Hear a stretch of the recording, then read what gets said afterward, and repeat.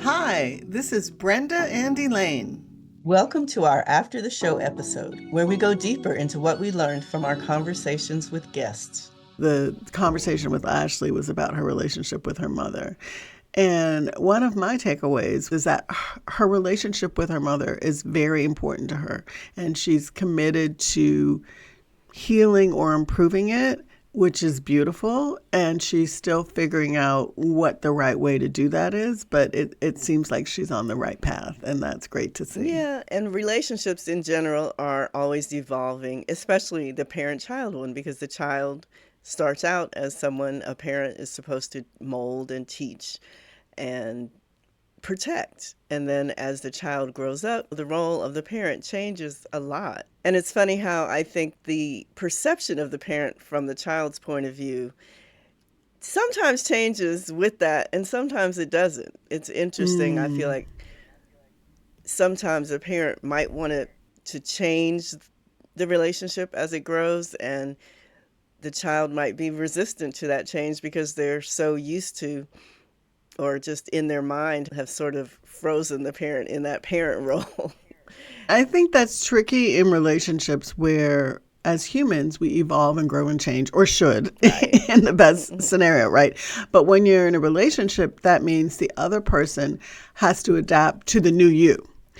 You may be changing, and you got to kind of wait for that other person to catch up. And that always makes for a little bit of a push and pull in a relationship.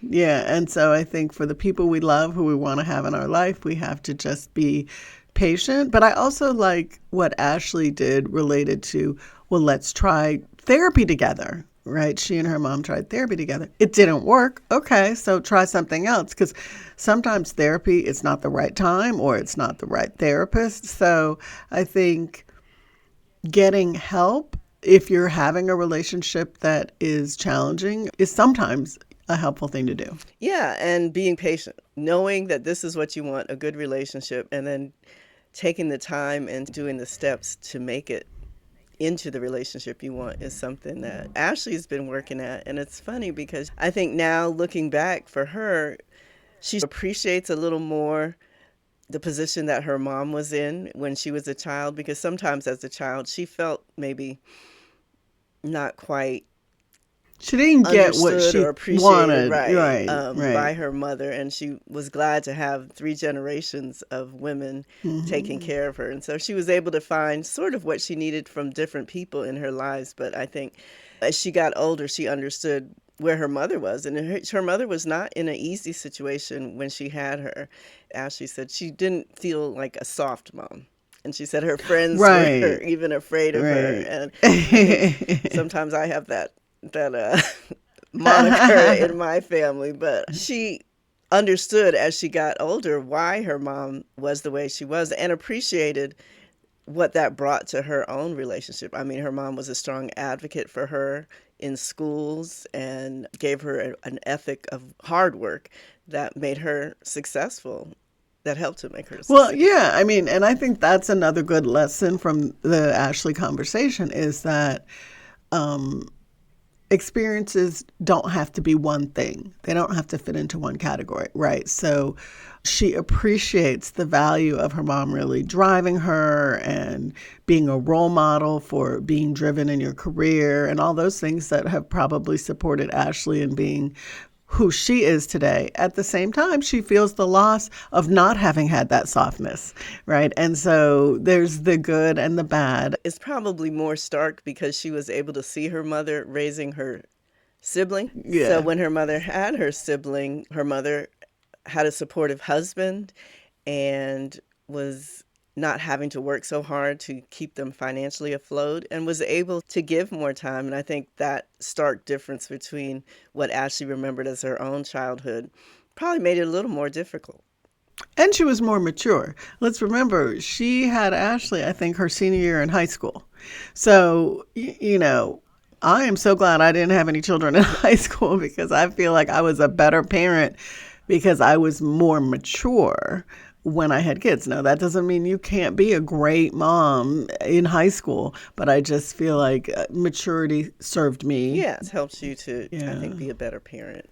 sometimes. So Ashleigh, as we said, has actually been very successful in her career, and beyond that, has started a foundation to help women who are suffering from cancer, like her grandmother. So again, she, like many of our guests, has really used their own personal experiences to make something good for others. Yeah, I love that. The body wealth community in general is so committed to helping others. We've had so many guests who've either started foundations or gotten involved with other organizations to support issues that they care about. And I hope more of us keep doing that. Yes. Thank you, Ashleigh. Your conversation was really enlightening to me personally, and I think a lot of our guests are going to appreciate what they hear from you.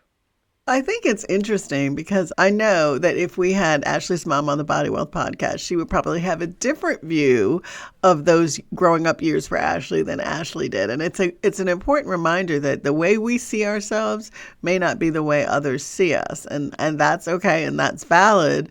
But we also have to be open to feedback, to think differently about how we see ourselves. Yeah, that's true. And I think especially in the parent-child relationship, that the view of the parent and of the child from the other's perspective is probably very different.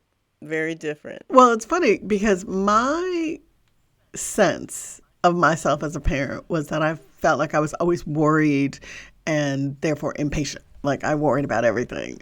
And so, I was always apologizing to my kids. I'm sorry I wasn't more patient when you were a kid, whatever. And they're like, stop it. We had a great childhood. You were a great mom. And I didn't believe them. I thought they were just being nice until, as we're preparing for a move, I've been watching these videotapes, and it's just lovely to see my interactions with them. I'm like, oh, okay, we did have some good times. I always thought you were a great mom, and I didn't think of you as impatient at all. It's funny because I have to reflect more on what I thought of myself as a mom. But I do know, and because my kids tell me, that I was considered by them to be very, very tough and unbending. It's funny because kind of felt like that was our personal upbringing. And I was like, ooh, I'm so much more...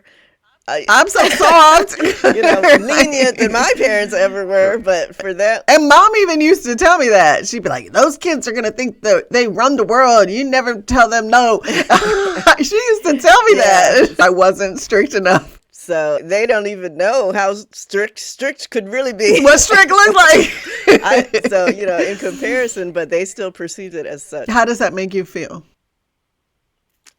Sometimes it bothers me. I feel like they love me. They've been successful and they appreciate their upbringing. But it's interesting that our perspectives are different. But then that's what I'm saying. Why wouldn't it be? Why wouldn't it be? Sometimes it's hard to feel misunderstood. For sure. But it's hard to change someone's perspective on the past, what they feel is a lived experience, which was a lived experience for them. So all we can change is the future. Let us know what you learned from this guest. If you want to support Body Wealth, please subscribe on Spotify, Apple Podcasts, or YouTube. We'd also love it if you give us a 5-star rating and write a review letting us know what you love about the show. The Body Wealth podcast shares personal stories to inspire you. It does not constitute medical advice. For that, we encourage you to work with a trusted healthcare provider.